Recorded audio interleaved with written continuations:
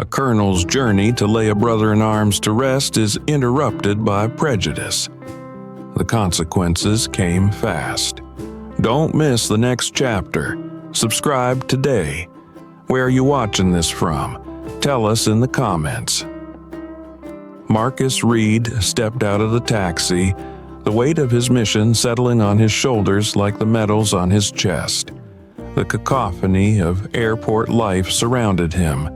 Car engines idling, luggage wheels scraping over concrete, and passengers hustling toward their destinations. It was a bright afternoon, the sun high in the sky, but Marcus's thoughts were far from the light. His gaze dropped to the papers in his hand, the documents for transporting the body of his fallen comrade. The soldier in that coffin wasn't just anyone. Private First Class Thomas Keller had been Marcus's closest friend, a white man who treated Marcus like a brother on and off the battlefield. They'd shared meals, laughs, and the grim reality of combat. And when Keller had been fatally wounded in a surprise attack overseas, Marcus had sworn he would personally escort his friend's body back to his hometown for a proper burial. Nothing was going to stop him from fulfilling that promise. Marcus adjusted his military dress uniform, polished shoes clicking against the pavement as he walked toward the terminal entrance. His medals, hard-earned symbols of valor, reflected the sunlight, but instead of feeling pride, he carried the heaviness of loss. As he reached the entrance, he inhaled deeply, preparing himself for what he hoped would be a smooth journey. Inside the terminal, the environment shifted. Screens displayed flight schedules, and the smell of coffee from nearby kiosks mixed with the scent of jet fuel lingering from the open runway doors. People were in transit, lost in their own worlds. Marcus's uniform turned some heads, but no one stopped to salute or offer words of gratitude. That didn't surprise him. At the check-in counter, a young woman with a tight bun and crisp uniform greeted him with a forced smile. "Ticket and ID, please." Marcus handed over his documents along with his military ID. "I'm here to transport a military casket," he said, his voice low but steady. "Private First Class Thomas Keller. Everything is arranged." The woman scanned the documents, her smile fading. Her eyes flicked up to meet his, suspicious and guarded. "You're the officer in charge?" she asked, as if the idea surprised her. "Yes, I am," Marcus answered, keeping his tone calm. He'd been through this before, the subtle doubt people harbored when they saw a black man in uniform. The woman handed the papers back with a slight frown. "One moment, sir. I need to check something." She leaned toward her colleague, whispering something Marcus couldn't make out, though the tone was unmistakable. Suspicion. Both women glanced at him before one of them picked up the phone, muttering into the receiver. Marcus felt a knot tighten in his stomach. He could tell when someone was fishing for trouble. He'd seen that look enough times in his life to recognize it instantly. Standing tall, he waited, hands clasped behind his back, focusing on the promise he had made to Keller. Minutes stretched. Passengers moved around him, oblivious to the tension brewing at the counter. Eventually, another employee appeared, a middle-aged man with a stiff posture and a scowl. He approached Marcus with an air of authority, looking him up and down. "Colonel Reed, is it?" the man asked, glancing at the papers in Marcus's hand as if expecting them to vanish. "We just need to do a routine verification." Marcus clenched his jaw, holding back the frustration rising inside him. "Everything is in order. All the paperwork is there. I need to board the flight as soon as possible. The family is waiting for the arrival." The man gave him a once-over, his expression flat. "I'm going to need to see that ID again," he said, as if Marcus's uniform and medals weren't enough proof. Marcus complied without a word, retrieving his ID from his pocket. The man took it with deliberate slowness, inspecting it as though it were counterfeit. Every second felt like a slap to Marcus's dignity. After an uncomfortably long pause, the man handed the ID back with a shrug. "It looks fine, but I need to call security. Just a precaution." Marcus's heart sank. Security? For what? "Policy," the man said, giving a tight-lipped smile. "We need to ensure everything checks out." Marcus stood his ground, though anger simmered beneath his calm exterior. He could see where this was going.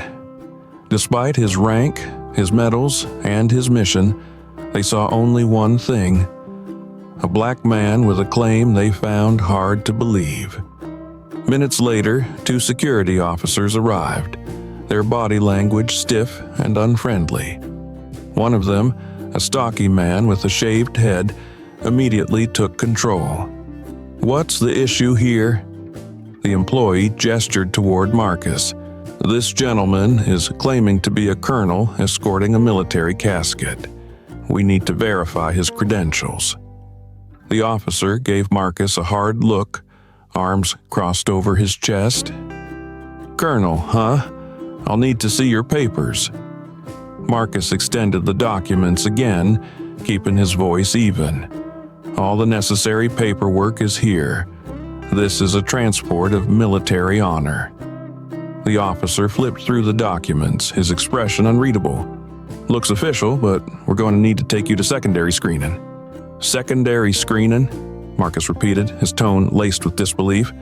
"I have everything in order." The officer didn't flinch. "It's just protocol, sir." Marcus knew better. This wasn't about protocol. It was about control, about reminding him where they thought he stood in the hierarchy. Swallowing his pride, he nodded. "Fine."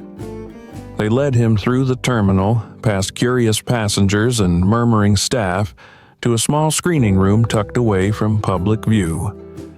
The room smelled of stale air and cleaning chemicals. A metal table stood in the center, surrounded by worn chairs. "Place your belongings on the table," one officer instructed. Marcus followed the orders, unclipping his medals and placing them alongside his documents. His heart ached as he laid down the small token Keller's wife had given him, a dog tag engraved with Keller's name and service number. They searched him methodically, their hands cold and indifferent. They even checked the folded flag he carried, as if it might conceal something sinister. When the search was complete, one of the officers gave a curt nod. "You're clear, Colonel." Marcus picked up his things, reattaching the medals to his uniform with slow precision. His hands trembled slightly, not from fear, but from the weight of frustration. The officers didn't apologize, nor did they offer an explanation. They simply opened the door, expecting him to leave as if nothing had happened.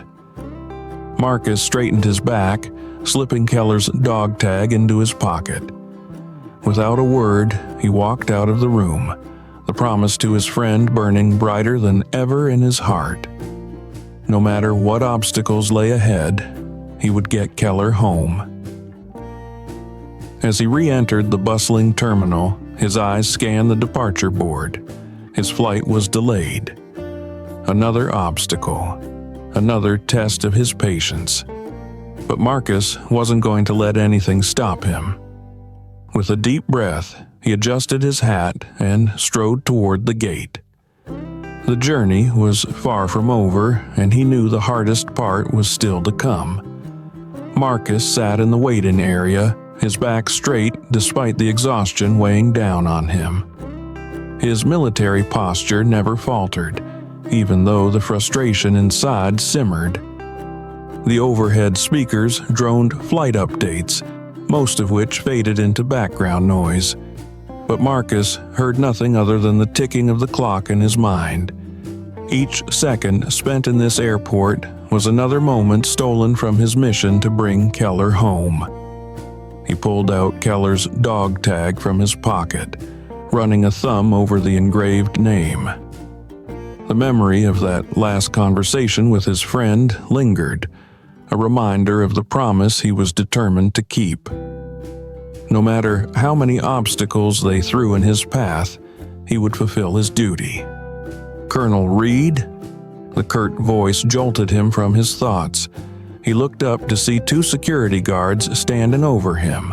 One was a burly man with a shaven head, the other a wiry younger officer who looked eager to prove something. "You're coming with us," the older officer barked. There was no politeness, only an undercurrent of hostility. Marcus stood slowly, maintaining a calm expression. "Is there a problem?" the officer sneered.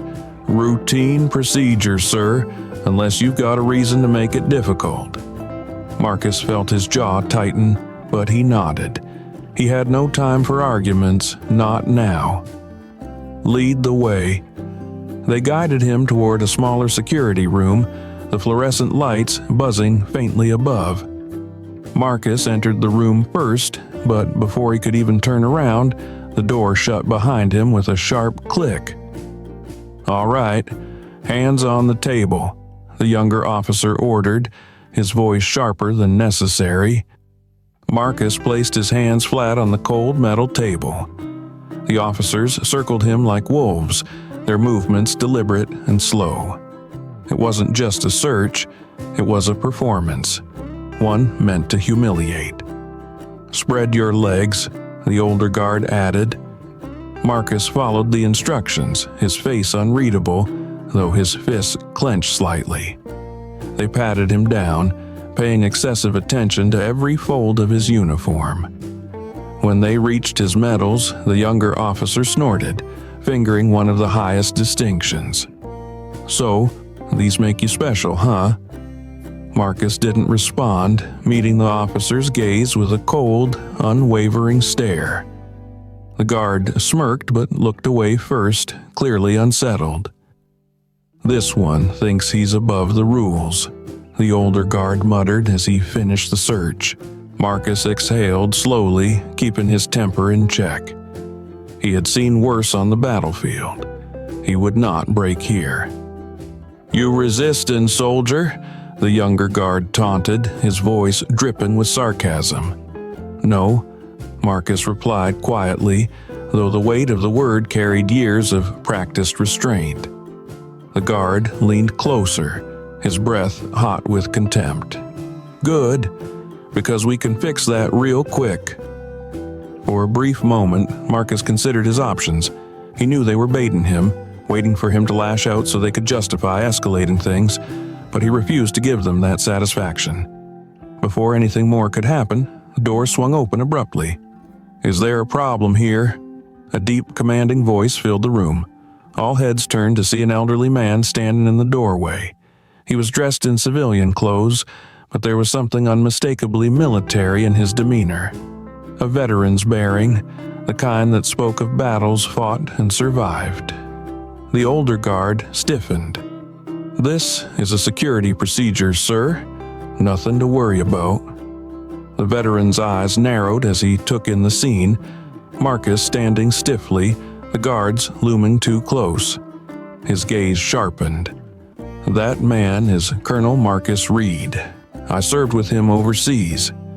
What's the meaning of this?" The guards exchanged uneasy glances. "You were just harassing a decorated officer," the veteran snapped, cutting them off. "I'll make sure your supervisor hears about this." The tension in the room shifted, and for the first time since entering the airport, Marcus felt a flicker of relief.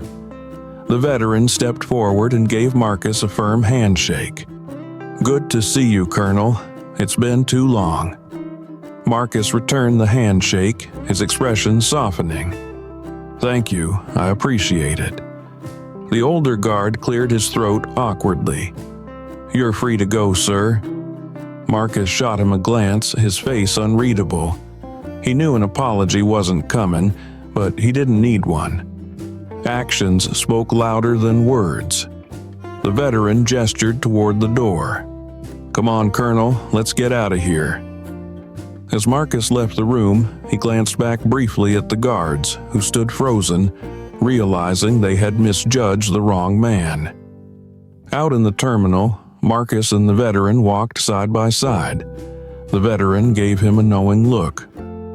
"They still don't make it easy for us, do they?" Marcus shook his head, his voice low. "No, they don't." The veteran clapped him on the back. "But you hang in there. Keller's waiting."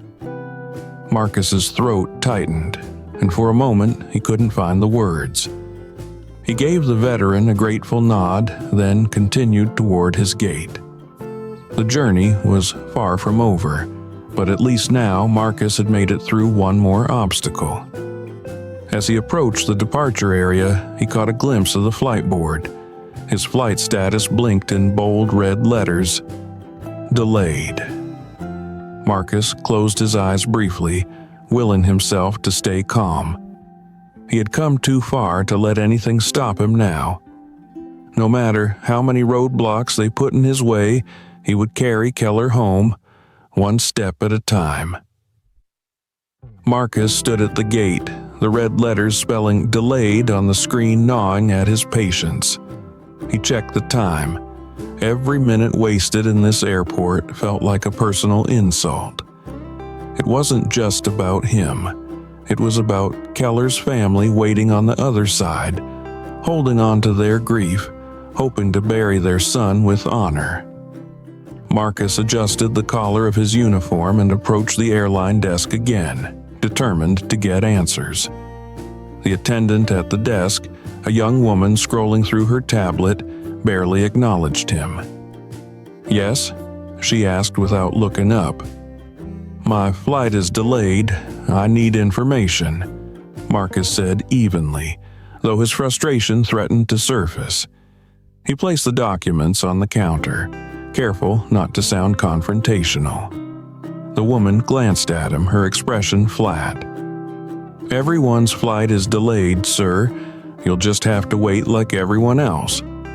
Marcus exhaled slowly, the knot in his chest tightening. "This isn't just any flight.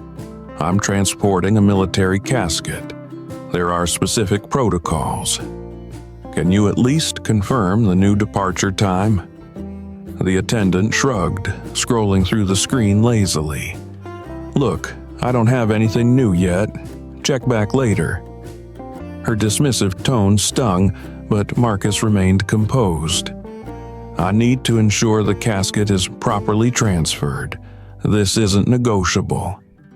With an exaggerated sigh, she finally made eye contact, irritation flickering in her gaze. "Sir, I understand that you think your situation is special, but we're short-staffed. Maybe check with the cargo team if it's that important." Marcus's patience thinned. His pulse quickened, but he kept his voice measured. "Give me the number for the cargo team." The woman tapped a few buttons, scrawled a number on a sticky note, and slid it across the counter. "There.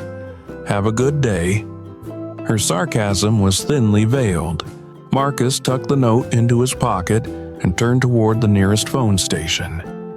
As he dialed the number for cargo services, a memory surfaced unbidden.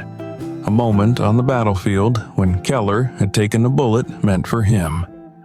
Keller's voice echoed in his mind. "Get me home if anything happens, Marcus. Promise me that." He had promised, and no amount of bureaucratic nonsense would stop him now. The cargo team, however, proved to be just as unhelpful as the airline staff. Yeah, we know about the military transport," the voice on the other end of the line grumbled, "but it's a busy day down here. We'll get to it when we get to it." Marcus gripped the receiver tighter. "This isn't acceptable. I need confirmation that the casket is handled with care and transferred properly." "Look, man," the cargo worker said, clearly annoyed, "unless you want to come down here yourself, there's nothing more I can tell you." Marcus closed his eyes, summoning every ounce of patience he had left. "Then tell me how to get to the cargo area." After a moment of silence, the worker begrudgingly gave him the directions. Marcus hung up the phone and strode towards the restricted section of the airport. He wasn't waiting for anyone's permission. He would see this through himself. At the entrance to the cargo area, a security guard blocked his path. "You can't be here," the guard said, folding his arms. Marcus showed his identification and explained the situation. "I'm here for a military casket. I need to ensure it's being properly transferred." The guard barely glanced at the ID. "Rules are rules. You can't just waltz in." Marcus clenched his jaw. "I have authorization. This is not optional." The guard leaned in, a sneer curling his lip. "Maybe next time, bring someone who looks the part." Marcus's blood ran cold at the blatant insult, but he didn't flinch. "Get your supervisor, now." The guard gave him a long, hard look, clearly debating whether to escalate the situation further.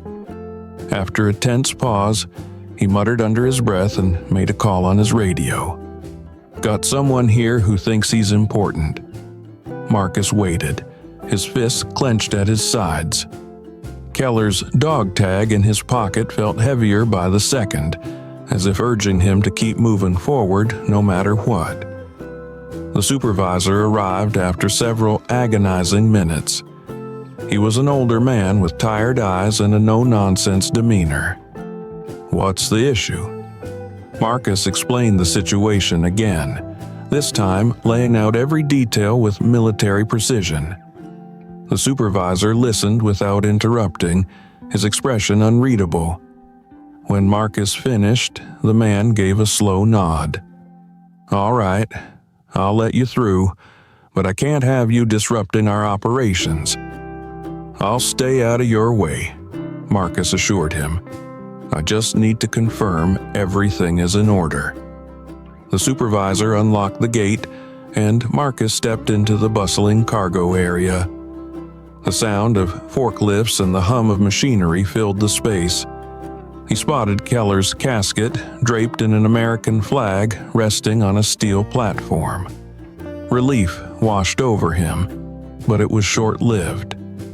A worker nearby was loudly complaining to his colleague. "Can't believe we have to haul this thing around like it's something special. Just another piece of cargo if you ask me." Marcus's hands curled into fists, but he took a steadying breath. Confronting them wouldn't serve Keller's memory.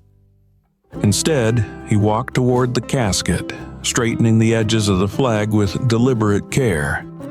He whispered under his breath, "I've got you, brother. Almost there." The moment felt sacred, but it was interrupted by the sharp voice of another employee. "Hey, you can't touch that." Marcus turned, meeting the man's gaze without fear. "I'm Colonel Marcus Reed. This is my mission. Do you have a problem with that?" The man opened his mouth to argue, but closed it again when he saw the fire in Marcus's eyes. He muttered something under his breath and walked away, leaving Marcus alone with the casket once more. With the cargo properly secured and the necessary forms double-checked, Marcus made his way back to the terminal. His phone buzzed as he reached the gate, a message from the airline informing him that the flight was further delayed. Marcus exhaled through his nose, frustration bubbling to the surface. As he sat down, the weight of the day pressed heavily on his shoulders. The obstacles were piling up one after another, testing his patience and resolve. But he reminded himself that this wasn't just about the journey. It was about the promise he made. A promise he would keep, no matter the cost. Marcus leaned back in the chair, glancing at the flashing "delayed" sign once more. The world could throw all the roadblocks it wanted. He wasn't stopping, not now, not ever. The airport terminal buzzed with restless energy as the hours dragged on. Delayed flights turned the waiting areas into makeshift camps, with passengers sprawled across chairs and floors, frustration simmering in the air. Marcus sat quietly, hands folded on his lap, his mind a battleground of exhaustion and determination. Every glance at the departure board tightened the knot in his chest.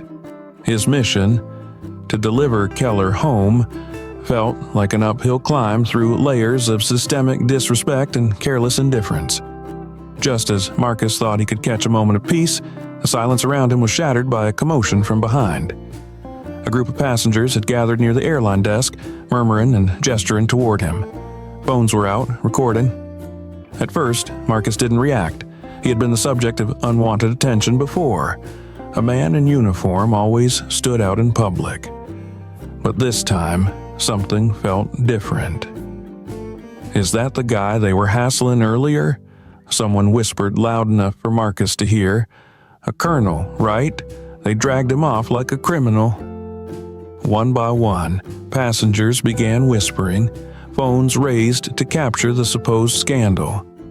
A man nearby, a middle-aged traveler with a sleek tablet, stepped forward and said, "Hey, sir, you okay? We saw what happened back there with security." Marcus gave a curt nod. "I'm fine, thank you." "You don't look fine," the man replied, his eyes narrowing. "They treated you like a suspect, not a soldier. That's not right." Before Marcus could respond, another passenger chimed in. "I got it all on video. They had no reason to search you like that." Marcus shifted uncomfortably as more voices joined the conversation. Phones pointed at him from every angle, capturing his expression. He wanted to keep things under control, but the narrative was slipping away from him. Someone in the crowd muttered, "If they can do that to a decorated officer, what chance do the rest of us have?" A spark ignited.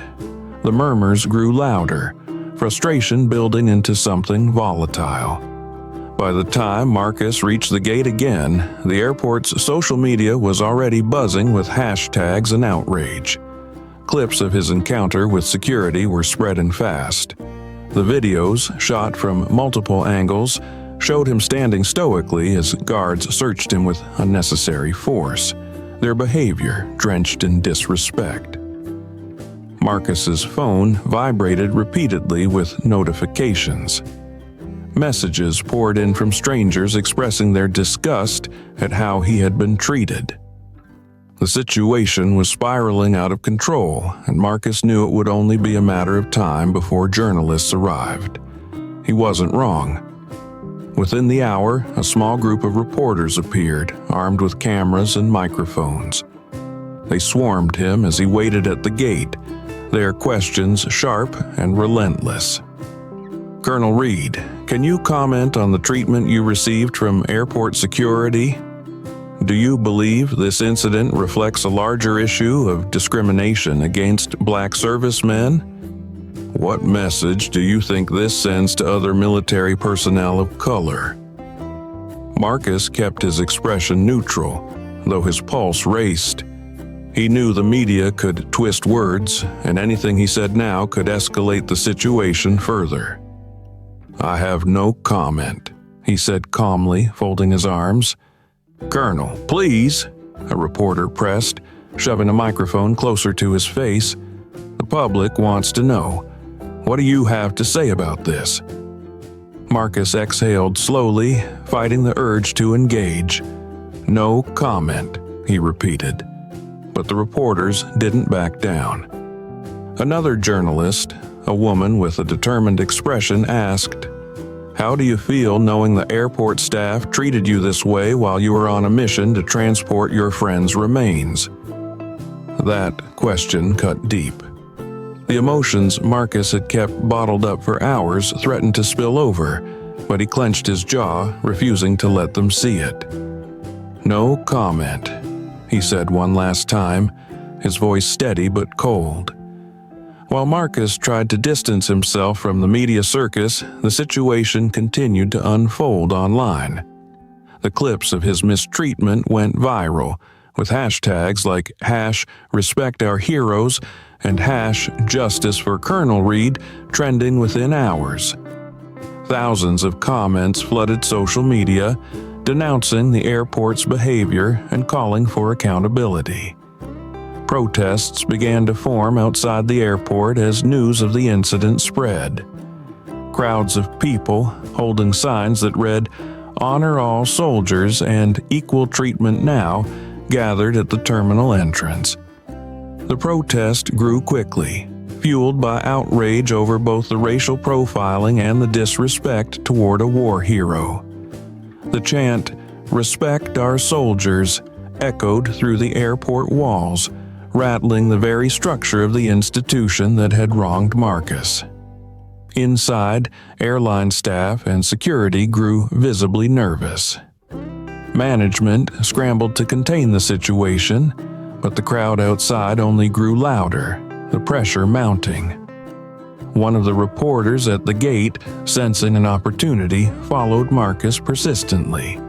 "Colonel, do you think the protest outside is justified? Do you believe this incident reflects systemic racism?" Marcus gave the journalist a sidelong glance. He knew the power of words, especially when they left his mouth. Any statement could become fuel for the fire. "I'm just here to bring my friend home," Marcus said quietly. "That's all." His answer was simple, but the look in his eyes told a deeper story. A story of frustration, injustice, and unwavering resolve. Meanwhile, airport executives held an emergency meeting behind closed doors, desperately trying to find a way to manage the fallout. Passengers were restless, flights delayed further, and the protesters outside showed no signs of leaving.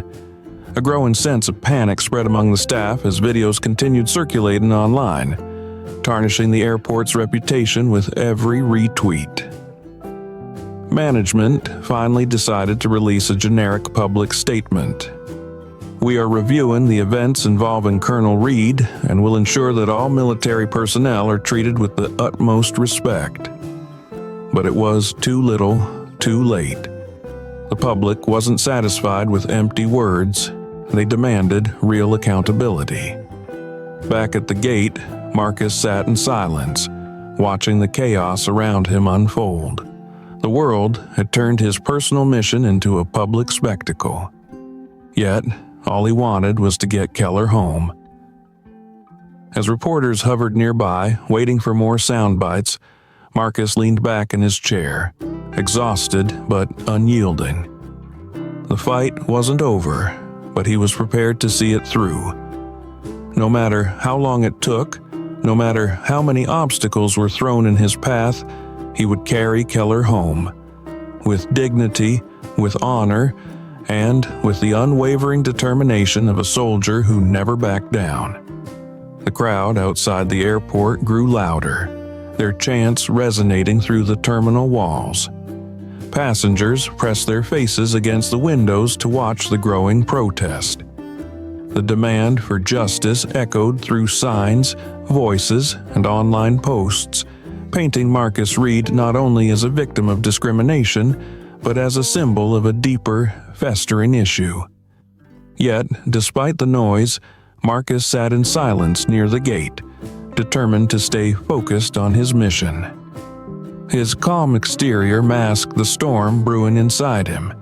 Then, just as things seemed to spiral beyond control, a ripple of change began to take shape.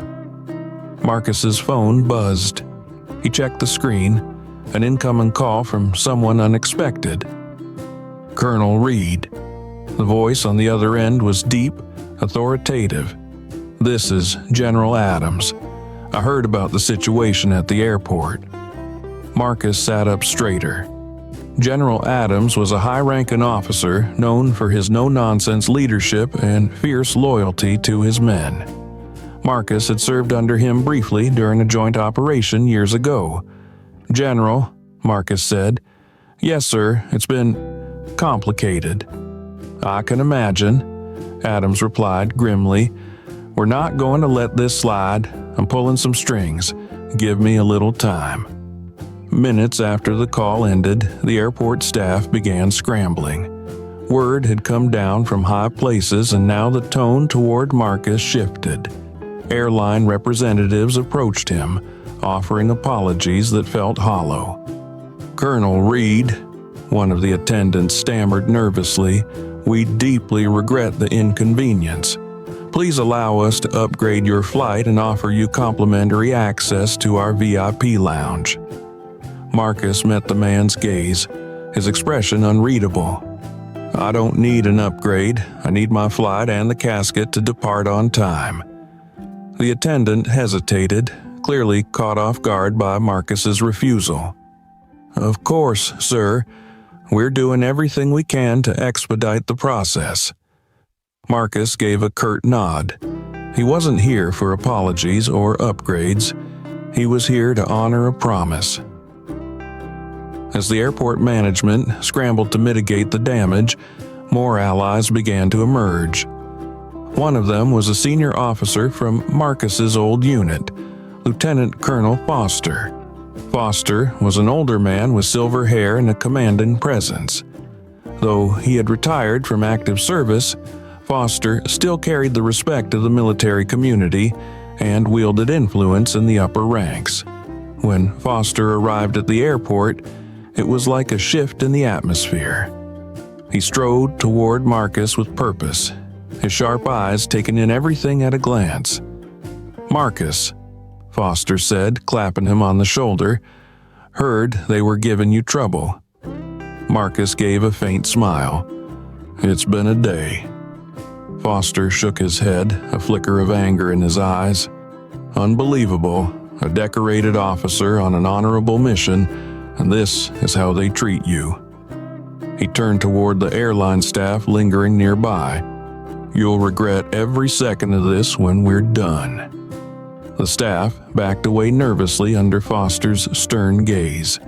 He then pulled out his phone and began making calls, rallying other officers and officials to apply pressure on the airport management. Meanwhile, Marcus received a text message from General Adams. "I've contacted the airline's CEO. They're fast-tracking your flight. Hang tight, we've got your 6. Though Marcus appreciated the support, he knew that his focus had to remain steady. He wouldn't rest until Keller was home. A few minutes later, another unexpected figure approached Marcus. It was a representative from the airline's corporate office, his face pale with nerves.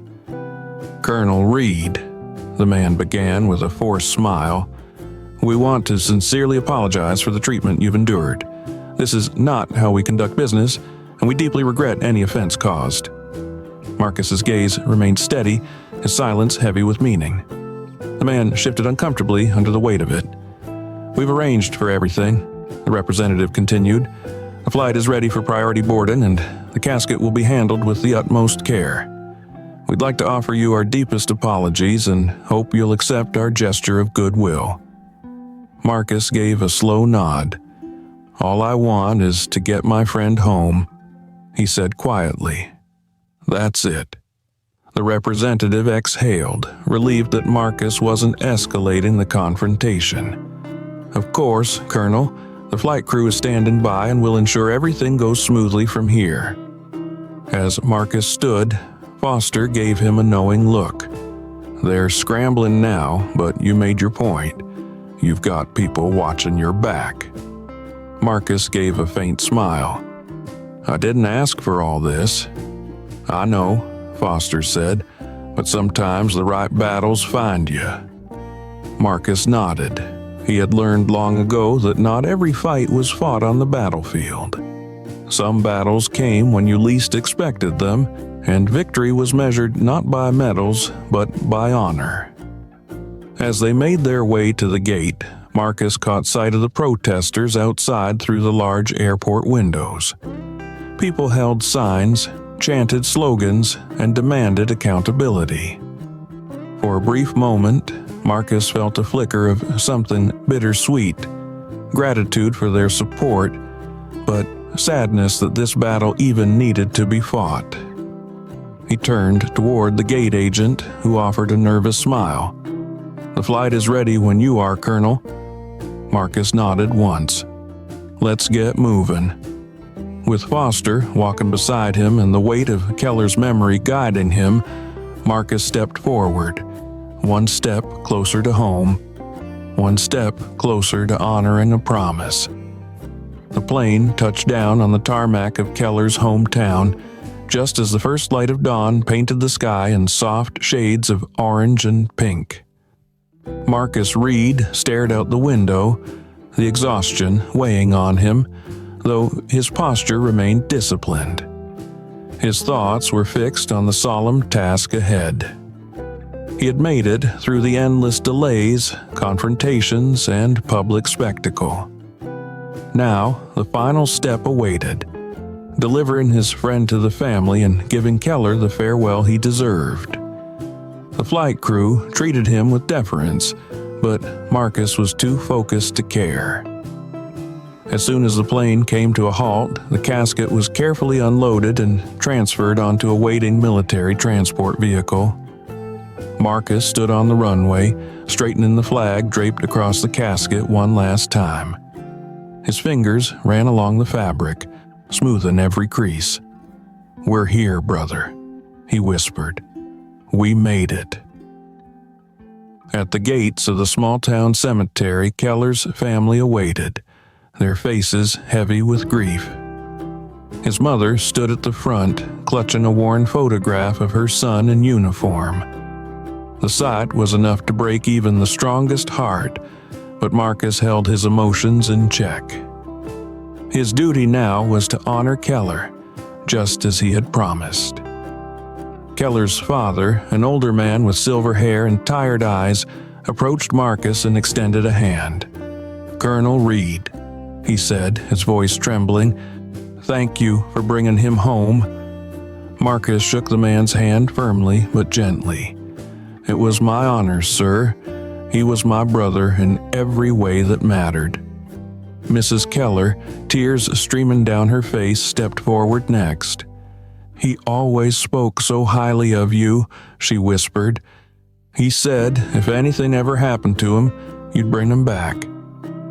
Marcus swallowed hard, the knot in his throat almost unbearable. "I promised him, ma'am, and I never break my promises." The family nodded, gratitude mixed with sorrow in their expressions. They gestured towards the procession that was ready to move toward the burial site. The cemetery was quiet, the air heavy with reverence. Rows of American flags lined the path leading to the plot reserved for Keller. Soldiers in dress uniforms stood at attention, rifles slung over their shoulders. Local residents had gathered as well, some holding flags, others wiping away tears. Word had spread about Marcus's journey and the obstacles he had faced along the way. The community had come together not only to honor Keller, but also to express their gratitude for Marcus's dedication and sacrifice.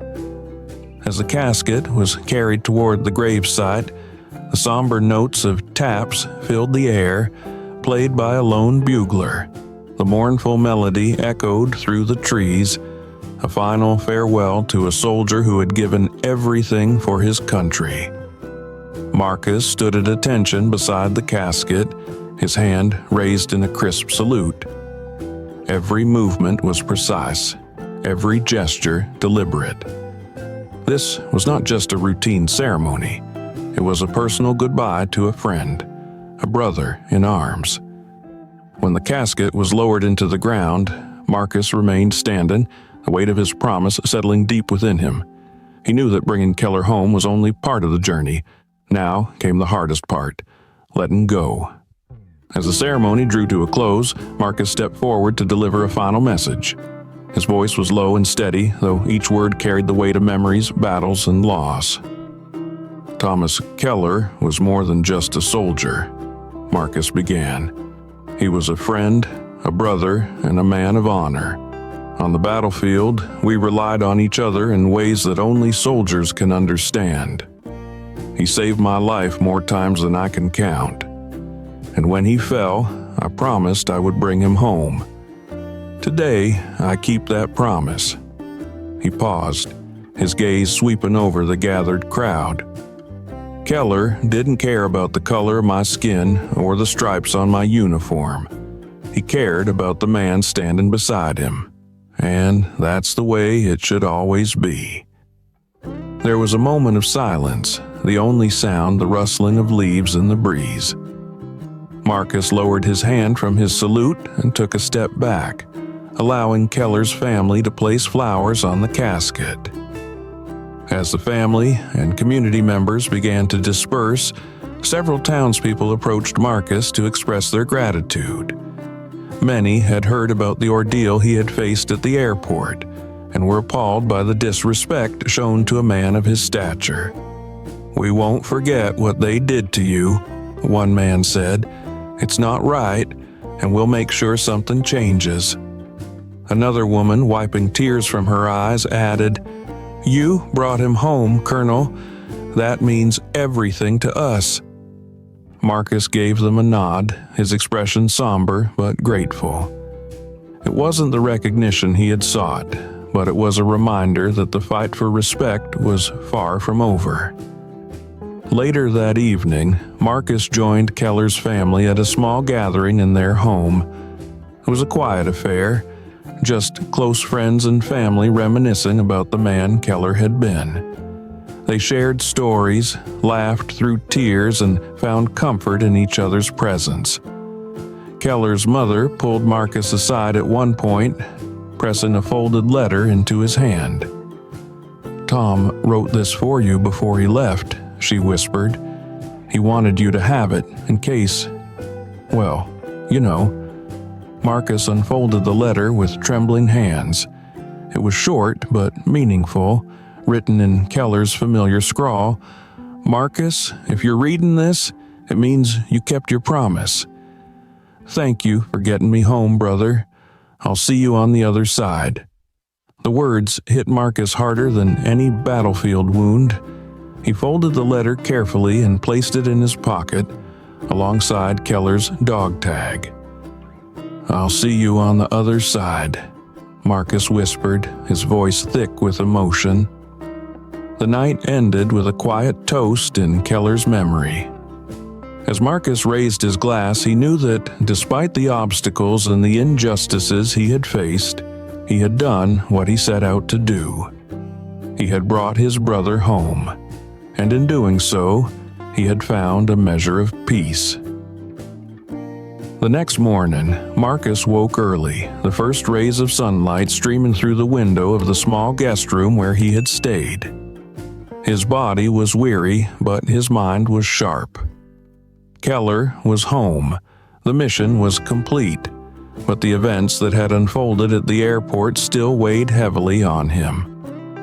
He knew that what happened wasn't just a series of unfortunate events. It was a reflection of something far deeper, a system that treated men like him with suspicion, even when they wore the uniform of their country. Marcus sat on the edge of the bed for a long moment, staring at Keller's dog tag in his hand. The fight wasn't over, not yet. Keller's burial had been a personal victory, but what he experienced at the airport demanded something more. It was time to act.